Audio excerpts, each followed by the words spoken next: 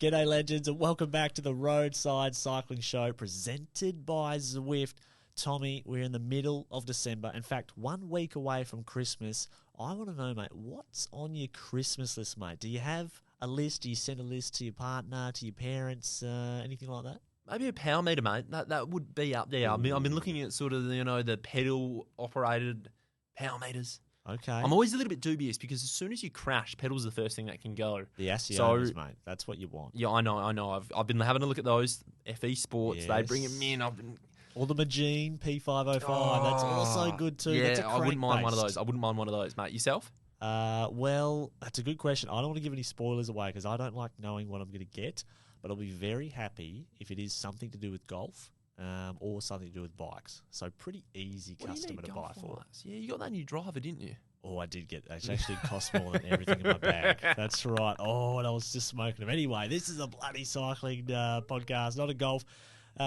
Roadside, you can find us on our social media. We've got the Press Room Podcast on Instagram. That's the main feed. Facebook. And now, Tom, our full episodes, we've got up our ass and organised our cameras. Our full apps are now on YouTube. So you can watch the whole thing, which is great because a lot of people do. They watch them on the trainer or while they're at home doing chores or anything like that. Geez, you'd have to pay me good money to watch myself on the trainer, mate. You'd have to pay me good money, let me say that. No, look, mate, good to hear. Yep. The technical prowess is advancing every day for this podcast. And it's only going to get bigger and better with Nationals. Oh, it certainly is. So don't forget, everyone, we've got our Perth Road Nationals daily show, and that will be dropping every day, including a preview and recap apps that we need to record soon. Tommy will be giving away prizes thanks to FE Sports as well each day, and they will go to the races, Tom. So we'll be picking 2 races each day, and we'll be giving away some prizes based on what equipment they have, where they finish, maybe best attack, maybe worst attack. If someone wants to go solo bridging a 10-minute gap, things like that. So look out for that come Nationals, and we've got another thing to announce, but we'll do that maybe next episode, Tommy. Okay, yeah, I like it, mate. It's going to be one to watch out for. Mate, last time we spoke, you had your Zwift setup going. Oh. And you've been absolutely hammering away on it, haven't you? Well, the Zwift Ride arrived. Now, this thing, forget about just your trainers now. The trainer's now dead. Okay, where you'd put the bike on the trainer? Yeah, like your Wahoo kicker, that sort of stuff. We've had a couple of those for maybe 3 or 4 years now. We've smashed them to death, and they're great. So you'd say you'd be in good form if you've smashed them to death. Oh, so you'd be in good mate. form, wouldn't you, mate? In some ripping form. But the Zwift Ride takes the way. So no more putting your bike on the ergo. That's just finished. It's just with the dropouts and the chain and getting the cassette. It's a pain in the ass, mate. Faffs your bike around, you knock your hanger or whatever like that. Exactly. I did that so many times. Yeah. I had a fabulous Giante TCR, and mate, my hanger and the dropouts were just mongreled. That's right. So this takes it away. The setup was so easy for the Zwift Ride. It's got the Zwift Play, so the buttons, so you can do all the stuff, press the power ups, all of that stuff. It's got the steering, absolute beauty. So I'm actually making a video, Tommy, of unboxing the Zwift Ride and winning my first race directly after. So that's not going to come out anytime soon, is it? No, it is. I'm waiting for Christmas time. That's the best time to release videos. And so you're saying you won your first ride? I can't give it away, but I was certainly inside the top 10, and I may have won. So make sure I've got to reach out to Megan and fact checked a lot of this. She wasn't here. Yeah. She was in Indonesia, so I was solo at home racing in 39 degrees. But the Zwift Ride, seriously, send me a message if you want to know more about it because it is a terrific product. Now, Tom, we commentate the local races. Yes, we do. Here in Perth. ROADSIDE Cycling Club put on Tuesday night criteriums, Sunday night criteriums. And it is so good teaming up, doing what we do, commentating racing, but we also get to miss out on the racing. That's tough. Yeah, it is. It is at the moment. And I've been rinsing myself, as you're well aware, on some of these bunch rides last fortnight. I do my 1 or 2 ride a week, and I just put myself in the bin. And I reckon I've got the form to be able to get around B grade. But no, look, I'll have to wait until sort of the summer of cycling sort of dies down. But there's always lots of other opportunities to race. I'll do that at a later date, mate. Look, I'll hold on to my Rego money and get dropped at a later date. In the new year, pick a ride. But anyway, we've got the Pirelli roadside news coming on after this. All right, Tommy, it's time for the Pirelli roadside news, catching up on all the news, which has been really a smorgasbord. So much news going on this off-season. And the first one, what have we got? Mate, Jayco, the home team, they've announced who's going to be coming to Road Nationals. They're bringing the kitchen sink. I like to see this. I love to see this. Headlined by your man, Plapp. The great man. He was in the GWM tank just the other day, I know, listening to Roadside. So he will be tuning in. Okay. He knows a good podcast when he sees one. But yeah, the returning champ 3 times in Ballarat, 3 in a row, going for the 4th, the John Trevorrow record. Ruby is back as well, so both defending champions are here. We've got Harper, Durbo, Kell, Baker's here as well, Amber Pate and Josie Talbot. So the big names from Jayco-AlUla are rolling in, and that also means the pressure is firmly on them. Yeah, it certainly is, isn't it? The expectation, and it's amazing, isn't it? Where this team, we've seen them for so many years. They go to Ballarat. You know, when it was like the Gerrans era, and it was like they would have 30 riders all ride out for Gerrans. It was like when, you know, you go to the French Nationals and you'd see FDJ or AG2R, and it's a 2-horse race. There's 30 riders there. So you'd have a look, and there is that expectation. But Ballarat was such a race of attrition, and, you know, the better rider you were, you know, the more... The further you'd go. Yeah, precisely. Where this course is so unique, it's so different. We don't know what's going to happen. No one knows what's going to happen. And I tell you what, some of the locals in this team, like Durbo, yes, he's going to have a little bit of inside information as well. Jess Allen, yes, their director for the women. People's champ. Yes, legend of the game, queen of Perth cycling.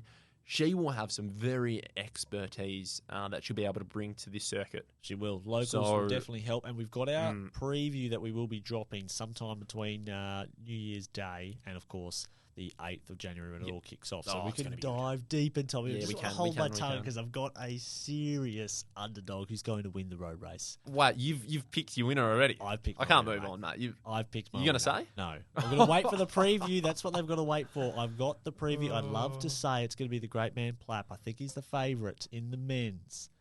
But I have a dark horse. He's not so dark. But the preview, everyone's got to wait.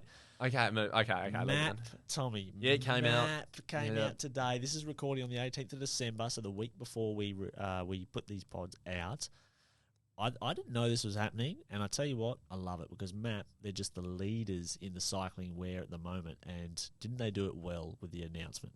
Yeah, they did it how they do it as a company. It was incomplete. They, from what I understand, were in control of the creative license of doing it, but it was also the rollout, creating all the assets. It was so MAAP, wasn't it? It was so on brand with what they roll out with every other sort of line of clothing that they do. Yeah, all the content was curated by them, and you could, the team would have had their input and everything. Maybe I'm bloody wrong here, barking up the tree, but it is just so MAAP, isn't it? It's really nice, and I have to say, good. It's a winner.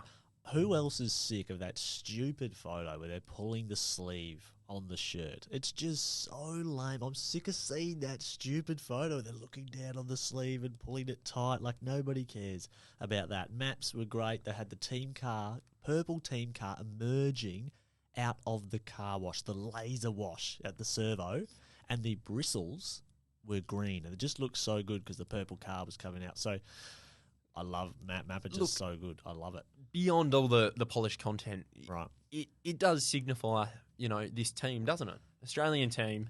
Yes. They've got big Australian leaders now. They've had Plapp, Matthews, Ewan. They've brought in O'Connor now. Yep. They've got probably O'Brien, who's going to be spearheading their classics and that side of things as well. They've gone back to that Aussie fold. It happened about 3 or 4 years ago. And yeah. It is Aussie, isn't it? Clear-cut direction and change. And how bloody delightful is it to see? Like, I'm a huge backer of them. I love the outfit. And I just think, they've gone in a very firm direction with this. And to bring MAAP on board, which I heard MAAP have always been interested in wanting to do this. They've tried multiple occasions. Right. But they haven't been able to get in, and whether that's been sort of maybe the money that needs to be stumped up to actually buy your seat at the table. Yep. And they're in a position to do that now. And I've also heard that their products and skin suits are very good, very fast in the tunnel. Okay. So they're well to a level skinnies. Okay. So I've heard that they're ready to play. Dogs. You just love a skin dog, eh? Just the skin suit, you'd put it on. Have you ever worn a skin suit or a skin dog at a group ride? No, and I rip these fucking Garys who do it. Mate, they're absolute nonsense.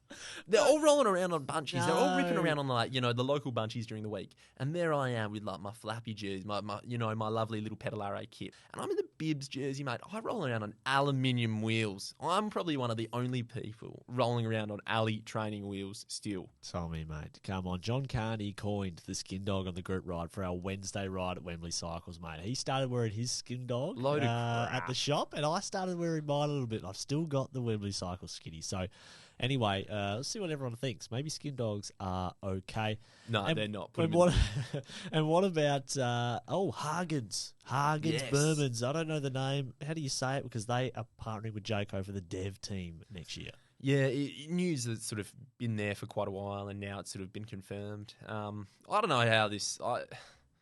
it doesn't bode well with me that they partner with an international team.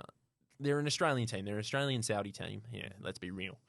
And I understand that there is the label and the attraction to be associated with the Mercs, with Axel Merckx, who operates that team. There is that attraction. They are a high-performing under-23 team who have produced big names. So I can understand that lure, but also just you reflect and you look at the continental scene here in Australia, and it just would have been such a cool fit to see it have been done with Bridge Lane. Well, I think that would have been really beneficial, and they did have a good European program, and Bridge Lane were a talent factory. They are. They went up anyway. And with the Pro Velo Super League, they are giving 2 Neo-Pro spots to the development teams, to the men's and women's equivalent. So, there is still that link. Yeah, it'll go well. It'll bode well, and I dare say there, and I believe there is an actual inkling in the contract that team has to have a certain amount of Australians on the roster. How's this, mate? This was big news, and the mixed reception wasn't it when it landed. Patrick Lefevere steps down from Quickstep. He's turning 70 in January. They've had a lot of success, haven't they, Jet? Oh, over a 20-year period, I think he was, reigning the team. 1,000 races they won under him. So he was pretty successful, you have to say, and there's not many, teams who've been around that long. And he was kind of a polarising figure, Lefevere, because he was sort of known for being outspoken when his star riders weren't getting the results versus what they were being paid. Alaphilippe, and everyone, Bennett. There were so many, and he was also famous for never overpaying. So he would often have the sprinters, then they'd have sort of 2 years of success, and then obviously be waiting for a big pay packet for the next contract. And he'd just go, look, I just can't. I'm sorry, I won't. And that happened with Kittel. It happened with Viviani when he was in his hot streak, the Italian national champ year. Gaviria, Sam Bennett. That happened with Cav, and he paid him nothing. It also happened with Jakobsen. So he let them walk, and he was sort of always, off the ethos that the team is stronger than one individual. Yeah, no, absolutely. Particularly when he had that lead-out train. Oh, he had the lineup there with Morku there. You'd throw on the Danish superstar. The big man, Asgreen. So, you had the tank there, didn't he? And he would keep adding to those guys. And for a period of time, it didn't matter who was the bloke who finished it because they'd be getting dropped off. They would always be in the chance to win. But look, he did a good job. He's done a good job. He's steered them through, a 20-year period. But maybe the team he's a dinosaur, isn't he? He is. Maybe the team will change now because it's sort of always been the same outfit all the time. But as you've seen with other teams, they can change, they can evolve and turn into something completely different. So maybe Quickstep could change under the new owner. Yeah, and it'll be interesting to see what will happen, like you just said, with now Remco's there. Oh. And Remco's contract will be up, and it's going to be interesting to see if there is going to be a strong enough pull with a new direction, a new leader, whoever is there, to go, okay, no, Remco, this is the place to be at, stay. We're going to keep building around you, and it's Project Remco or whatever it is. Or if Remco just goes, no, I want to go to an experienced organisation that has won Grand Tours in the past. Something to keep an eye out for. UAE, they've got a new bike, Tommy. They've got a new bike. It was announced last week, I think. It's an absolute rocket ship. The bikes are just looking weird now, aren't they? They're getting a bit weird. They're getting a bit spacey, aren't they? Yeah. Like, do you remember when the S5 came out? Yeah. And everyone was like, what the fuck is going on with these handlebars? It took a long time for people to get around those handlebars. It did, hey, and a lot of people were like, this can't be legit. Or when Canyon came out with the hover on the Grail, and all this, and there is the technology, and they would obviously have the data to be able to go and do something like that. Imagine if you're the engineer who designs that, you've got to have the data to back it up. You're not going to present that to the board, are you? So, look, UAE, it was a bit of a weird drop of the new product. There was no fanfare from the team. They had a few frames or whatever. They didn't even have. I don't think their they could big even. dog I don't think on the bike. Yeah, they didn't. He wasn't riding it. Pog wasn't riding it. They carried the bike in like it wasn't working. Yes, precisely. And so it makes me question. You go like, is this actually going to be used during the year by the team? Like maybe it has to, or I don't know, because if you're a bike brand, you've got the best cyclist in the world. Let's be legit. Yeah, that's Pog. Yeah, you would have done a whole shoot with him. You would have had him set up on it, and you would have him riding the bike before you released it. Yeah, and all this beautiful, juicy, gossy detail, driving a PR campaign, a marketing campaign, and then you drop it, and it'd be him on the bike. But there's just none of that. There was none. And usually you see them during the year. They've got the blacked out bike, or it's just got no decals on it. They always get spotted on it. But this time, I guess they couldn't do that with their bike. You could not miss this, could you? Yeah, and this bike's completely different. And what do they say the cost? I think someone said on the Instagram, they replied, it's like €34,000 for the bike. I mean, that's just stupid. It is. UCI have the ruling where you've got to have the bike commercially available, so it'll be there to be bought. Colnago must be working on the price strategy that if they sell maybe 100 of them, they're making money. Some Saudi princes out there in UAE or somewhere in the Emirates part, they're rolling around on the $34,000 bike on the bike path. He would be, and you know what? He'd have the runners on as well. He'd have the runners on. There'd be someone out there. I think there's a few in UAE. They've got this big wide bike path. It's amazing. Well, probably snapping. Well, they're all quizzing each other about his new bike and everything. Yeah. The big Pog's been quizzed about his schedule for the year. Stupid question. No one even needs to ask him about his schedule. We all know what he's doing. He's going to the tour. There was more interest around what he was going to be doing on the lead up. I think he said he's going to go to Flanders, and everyone wants to know if he wants to do Roubaix. I think that's a take people stock want to thing. know. Yeah, people want to know, and just like they're releasing calendars in the middle of December, and his season won't start till whatever race pays him the most for that February slot. Where does he go to? Probably UAE Tour is probably the one he has to go to first. But the calendars, and they're trying to get the calendars on for the CX riders too. They're scraping and trying to get all the news for the Wouts, for the Van der Poels, and getting their calendars and seeing when they align, because they only do like 3 or 4 races in the season now. So the calendar hunt is just crazy in the cycling world. Nah, it's a bit bleak, isn't it, as well? Hey, all the teams, they've been down at Calpe or whatever in the southern side of Spain, and they have been training. They invite they're all in these resorts that literally neighbour each other. They ride past each other all day, all the teams that go to there. Yeah. And they just invite all the media to come down at once, all the TVs, the journos or whatever, and they rip through and they do all these interviews and they bang them out. Yeah, they do. I remember because I had Mads Pedersen on one of those last December, and it was obvious, big Madsy, and it was a great episode actually. Once he realised that it was a bit of fun, but you could tell he'd had about 50 interviews, like he was held hostage in his hotel room. A few of the Belgian journalists would be like, "So Mads, what do you think the season will be like?" I was asking about desserts. He told me about the upper cake. That's his favourite Danish dessert. But anyway, we'll see how they go. I was just thinking about. We won't go there. I was thinking about something else. But no, come on, you can't. I've actually forgotten what I was going to say. I forgot what I was going to say. But all right. Back to British cycling, because we talked about them the last they can't stay out of the new cycle, can they? Yes, how about this? I read that in the last 2 years, the British cycling membership has dropped by 15,000 members. That's drastic. That's 11% in the space of 2 years. What's the reasoning? Why? They interviewed a few, ex-members. I think I was reading it on Rouleur or one of those sort of UK, might have been the British Continental site. Yes. And a lot of members sort of blamed the greenwashing deal, the deal with Shell as the title sponsor of British cycling. Yep. Mm-hmm. A lot of people weren't happy about that. And then the obvious decline in the racing events that they've seen around the country, both from the pro and amateur level. So that's led to a big decline in memberships. And I guess you can see how that would happen. I mean, what are they paying for, essentially? Yeah, precisely. And I keep on seeing stories as well that are popping up. Like we spoke about Harry Tanfield, a former World Tour pro. Oh, yeah. He was in a bit of a race to try and meet some deadlines to try and salvage like a Conti team because they don't have a continental team. Yeah. So it just sounds really drastic and not something that you actually want to see. But I can't believe it, mate, because it's in contrast to how much British cycling are actually receiving in funding at the moment, Jet. This was announced a couple of days ago. What was £39 million of government funding towards What's that in Australia? pounds? I don't know, 50? Search it up, but it was announced just a couple of days ago. So £39 million of government funding straight to the cycling program heading towards the LA Games in 2028. Yeah, they got to pay Richo, mate.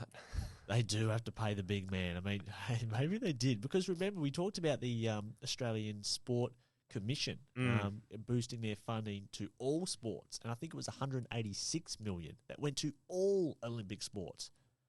So British cycling have got $39 million just for one sport. So there you go. It's a very stark contrast. And I tell you what, they do have a very good shot at taking medals at the next Games, particularly in those cycling disciplines. Their men's and women's track sprint lineups are serious, and the teams pursuit, and of course their roads riders are also very, very handy. So they actually do have the riders there to get results come 2028.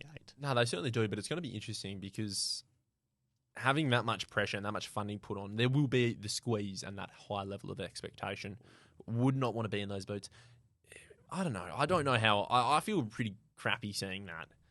Seeing British cycling just go, okay, we're going to funnel money into the Games and we're going to backtrack so heavily when road is just There's a lot of the comments were dead. like, what about the grassroots? Any chance of a slither of that money, that slither of that $39 million going back to the grassroots? And that's like 75 million Australian. Imagine, is it 75? So imagine if you took, 10, let's say £2 million, and you just gave it to, you split it between all the cycling clubs and they get a couple $100K each. That would be absolutely crazy and game changing. So I guess we'll just see how that pans out. And I tell you what, if they don't win medals, they don't win gold, I wonder what that figure will be for the next, heading towards 2032. Yeah, success buys success. And speaking of... Actually, I forgot one more thing I was going to note with the UK or British cycling having a lot of money.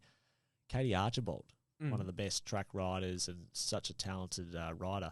In the second year of the Track Champions League, UCI Track Champions League, she had the big sponsor of Aldi. That was £100,000 sponsorship for that. Wow. And Richo, this is taking me back to Richo, he was, of course, was riding. You have to find your own sponsors. So you get the ride, and then you can, as a rider, you can choose your own sponsors. And he had a couple of local sponsors here or there for, $5 or $6 grand. And he's like, one of the best in the world. And then there's Katie, also one of the best in the world, but getting £100,000 for Aldi sponsorship. Good on her. When in Rome, take the money. That is how it goes. So maybe that's why, another reason why Richo wants to move to a more, you're only a track sprinter for so long. Your career's short. You got to make that money. Yeah, no, you certainly do. Speaking of, the fabled Primoz Roglic. We're talking about schedules and everything. We'll just dial back to the road. He's going Giro to a double. I don't want to linger too long on this, mate. Is this a waste of time? People who do the Giro to a double just saying, I can't win the Tour, so I'm going to try and win the Giro.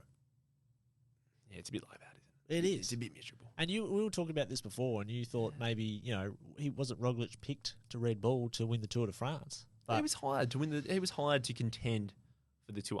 So that's, by doing the Giro Tour, he's definitely hamstringed himself. To do the Tour? Yeah, he's not going to be in great shape. Everybody knows that. Who do they go with to the Tour then? Red Bull? Maybe it's paving the way, mate, for the Wombats. It could well be. 8 riders dedicated to the big horse. And, I'd love to see that. And you know what? Taking the yellow jersey first up as well, because this is a sprint stage, I think, the first Tour de France stage. So let's see how we go. Speaking of talking a big game, right? Yeah, what's this about? I don't know this. There's been a lot of stuff on Twitter. I've been following a lot of news, Spanish news. Is it Ayuso from UAE? He's very talented, the youngster. Who's touted as the next Pog. Oh, my God, he's leaning into it, That was by Spanish media, so I would take that with a grain of salt. He is, but he's been talking to, what's his first name? I don't even know what it is. Johan? No, Johan.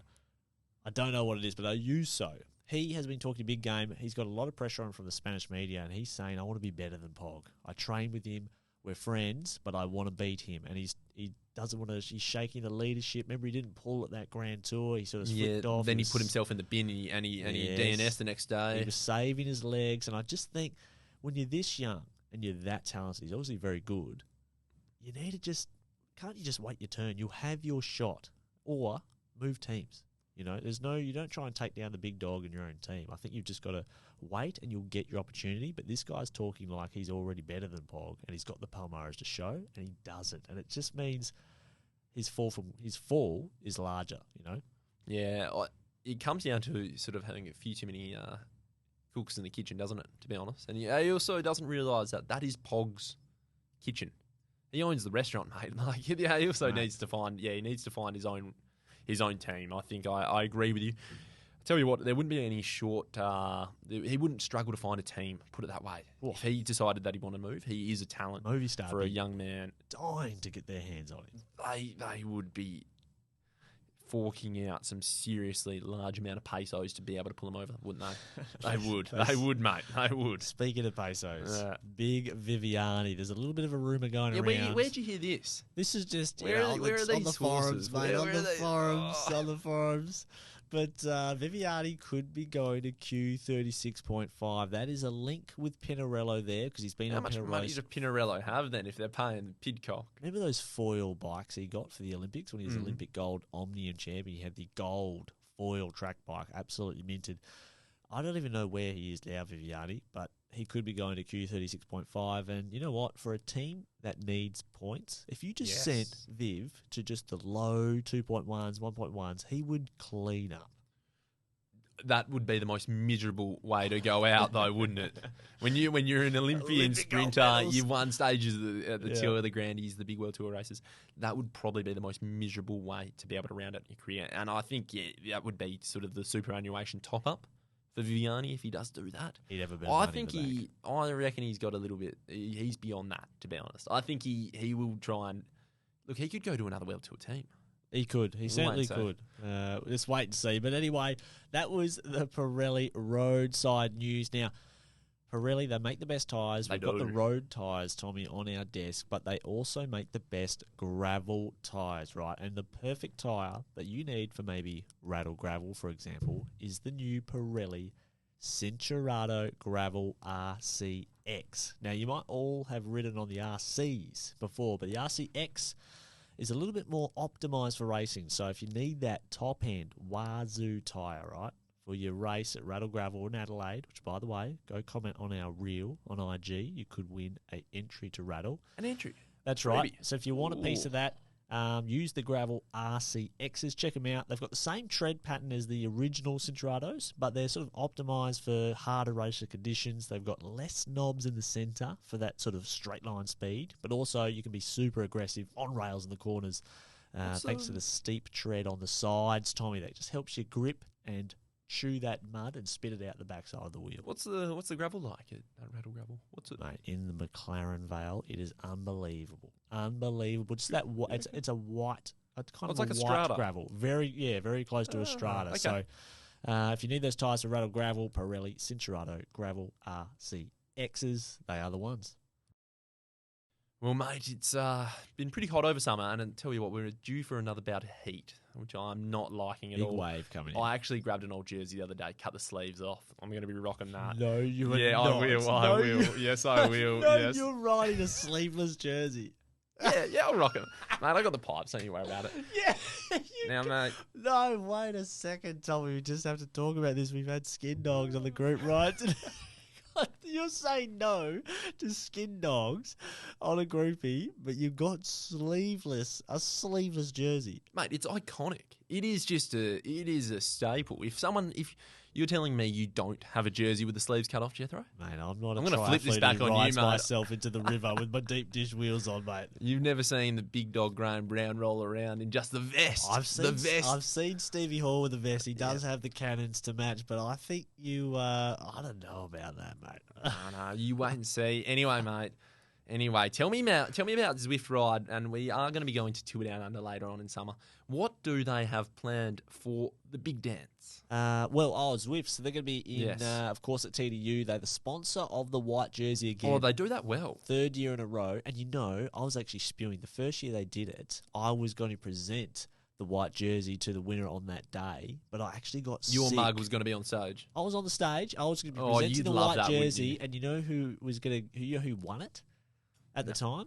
It was Big Magnus Sheffield. Oh, the big dog. Yes. So I was going to be putting that on his shoulders, but I got sick that day and had to quarantine in the hotel room.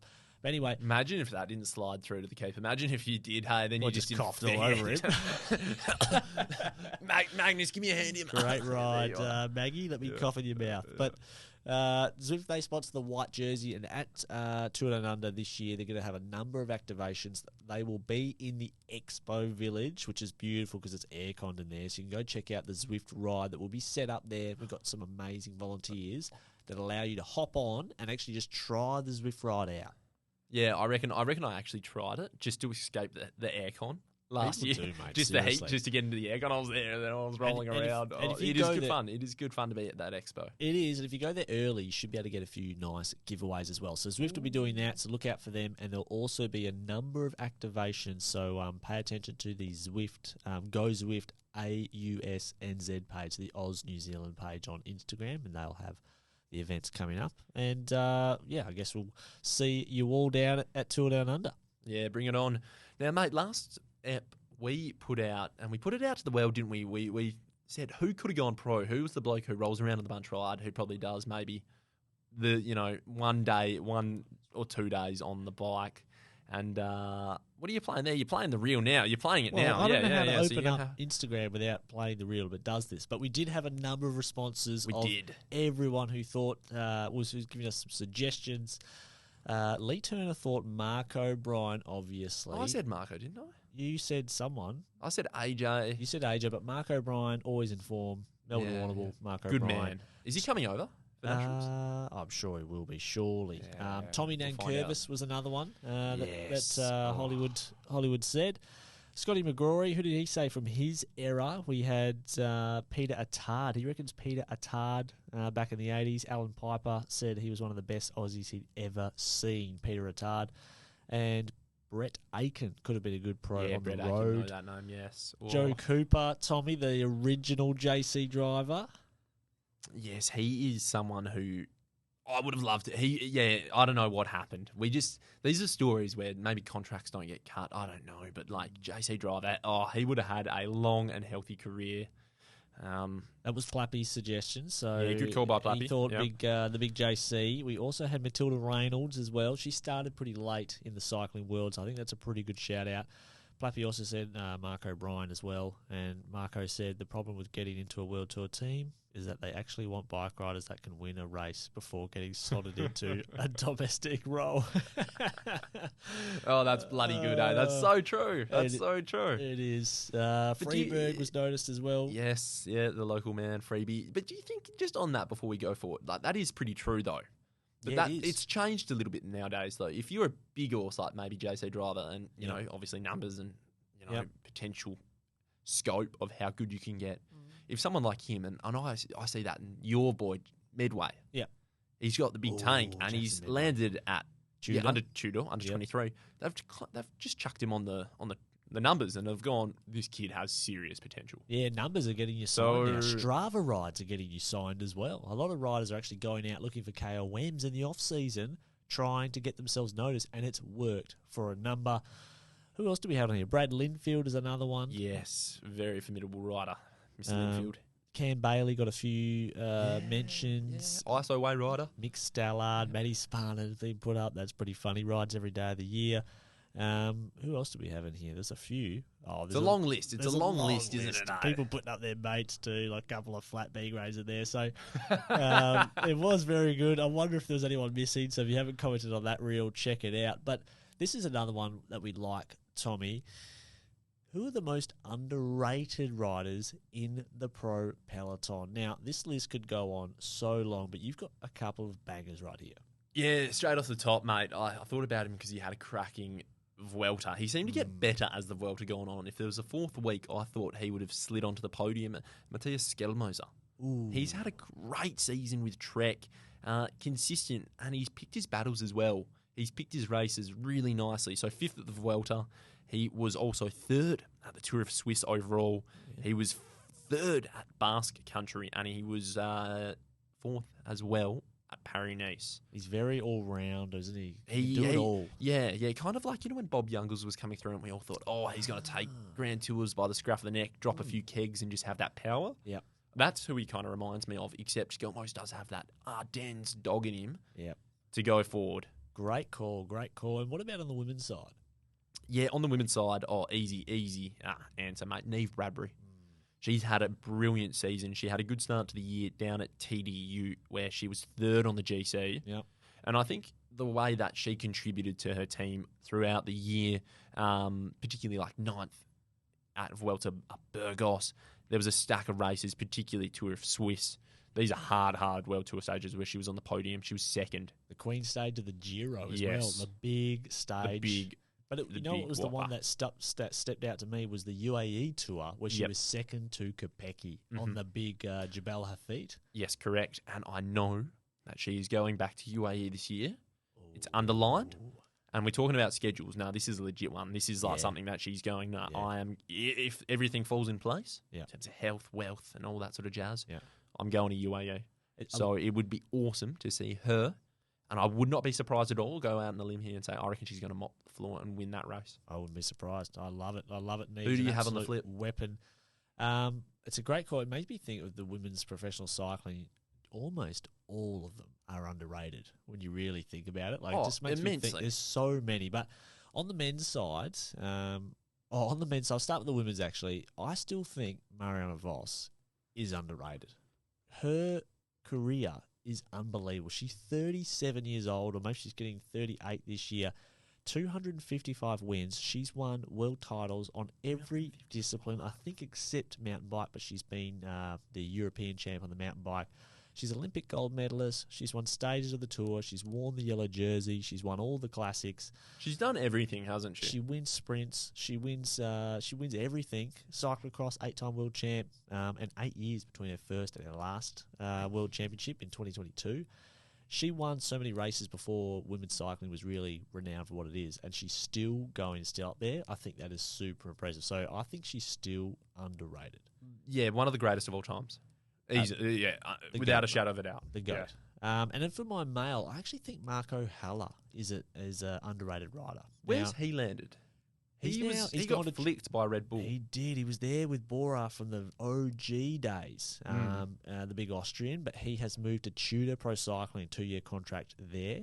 And I just think a rider like Haller, he's a big bodyguard. He can do it all. He's got the high power. He's the rider. Good positioning. Understands it. You sit him with your frail GC rider. And I saw a picture of Vingegaard yesterday. And, geez, man, he looked frail, like an old woman going skiing. He had all these baggy clothes on. His little stick arms and stick legs were poking out of the shorts and the T-shirt. He looked like he needed one of those chairs that takes you up the stairs. You know, the old chairlift.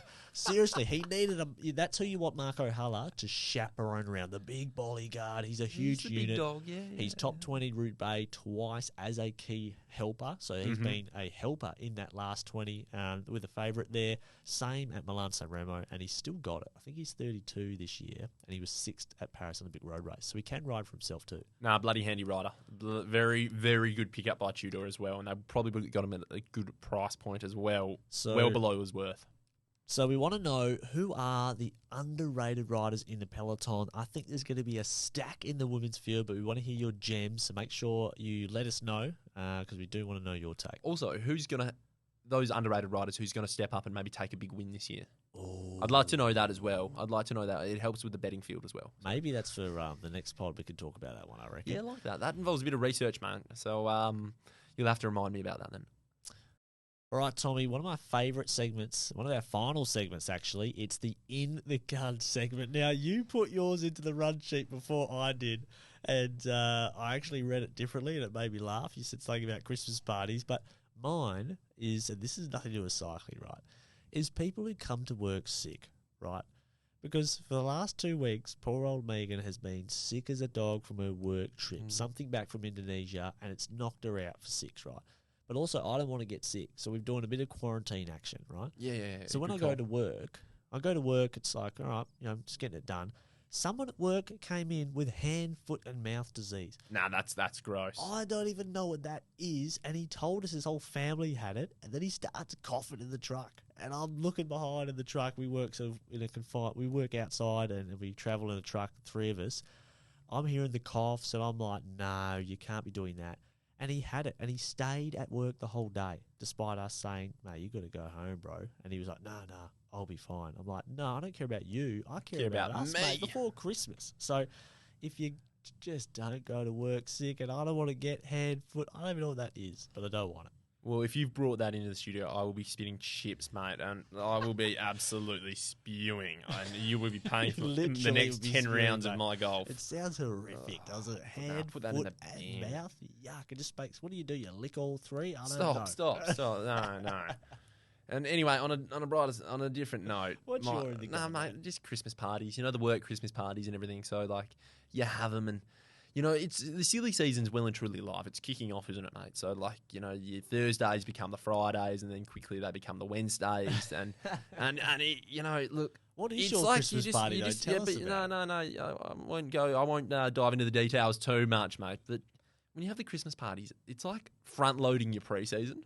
It's like throwing. Okay, we're gonna throw a big challenge at you right at the gun, and then you're gonna be set for the rest of the season. But it's I'm hurting. Okay. I'm hurting, but I'm gonna be good. I'm up for the challenge.